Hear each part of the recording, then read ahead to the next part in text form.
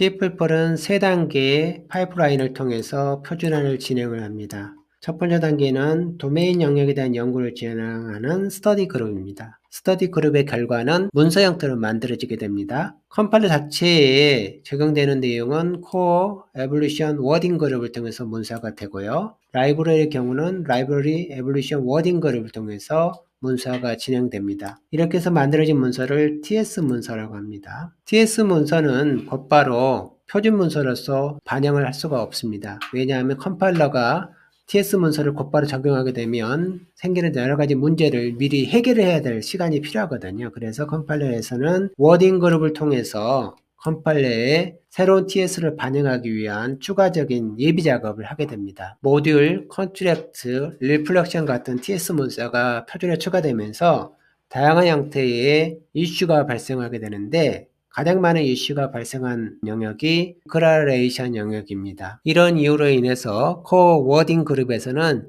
P1787 문서를 제안하게 됩니다. 제안된 내용은 C++23, C++26 문서에서 대부분 반영이 되어지는데요. 관련 내용을 보게 되면 이렇습니다. 일단 redeclaration이라는 용어를 정의를 하고 있고요. 그 다음 first declaration이라는 용어를 정의를 하고 있습니다. 예를 들어서 어떤 entity X가 있어요. 근데 그 X에 대한 선언이 존재를 합니다. 그리고 그 선언으로부터 출발해서 또 다른 X에 대한 선언을 발견하는 경우는 redeclaration이라고 부르고요. 그럴 수 없다 그러면 first declaration이라고 부릅니다. P1787 문서에는 그 incrossing scope에 관련된 다양한 정의를 내리고 있습니다. 실제 1787 문서의 가장 핵심적인 내용은 선언과 재선언 과정이 필수로 따르게 되는데 인크로싱 스코프 영역 내에서의 연산으로 정의를 내리고 있습니다. 예를 들어서 보겠습니다. 타겟 스코프가 있습니다. 근데 타겟 스코프가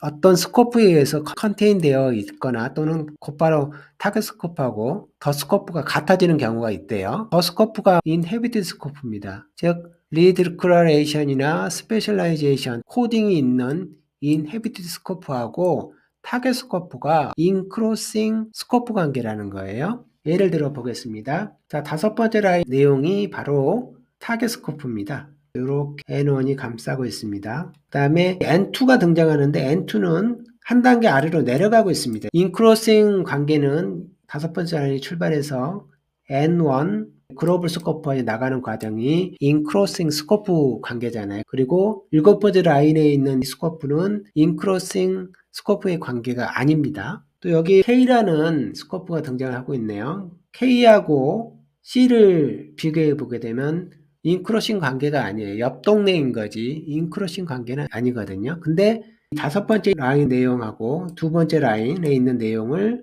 재선언을 하고 있습니다. 인크로싱 스코프가 아닌데 불구하고 재선언 구문을 사용하게 돼요. 그러면 에러입니다. 내부적으로는 10번째 라인하고 13번째 라인의 내용은 재선언이 아니라 고유한 선언이다 이렇게 이제 받아들입니다. 그래서 동일한 엔티티에 대한 선언이 두 번 된 경우다 이렇게 판단하는 겁니다. 왜냐하면 P1787에서는 이렇게 됐을 때만 재선언이라고 명시를 했기 때문에 옆 동네에다가 재선언을 했기 때문에 이거는 재선언이 아니라 새로운 선언이다라고 받아들이게 됩니다. 그 다음에 N2도 보면 N2가 인크로싱이 아니라 반대로 내부에 있는 거잖아요. 이렇게 재선언을 하게 돼요. 근데 재선언은 인크로싱 관계에서만 할 수 있다라고 했기 때문에 17번째 라인하고 20번째 라인은 둘 다 에러이고요. 이 경우도 새로운 선언이라고 보는 거예요.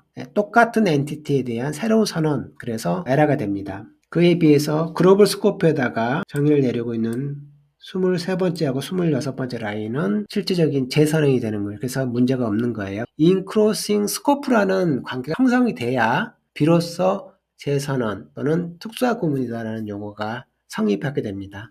또 다른 예를 보도록 하겠습니다. 여기 보면 V라는 네임스페이스 스코프가 존재를 하고요. 그 다음에 F가 있는데 바로 위에 Q 안에다가 룩업 컨텍스트를 통해서 F를 재선언하고 있습니다. 즉 인크로싱 관계이기 때문에 문제가 없는 거예요. 그리고 블락 스코프 안에다가 선언을 도입하고 있네요. 이런 경우는 타겟 스코프가 V 타겟 스코프가 되죠. V에다가 이름이 없는 형태의 엔티티를 등록하게 되죠. 블락 스코프 자체는 H라는 이름으로 밖에 있는 엔티티를 이렇게 지정하는 형태가 됩니다. 따라서 H를 블락 스코프에서 발견하게 되는 거죠.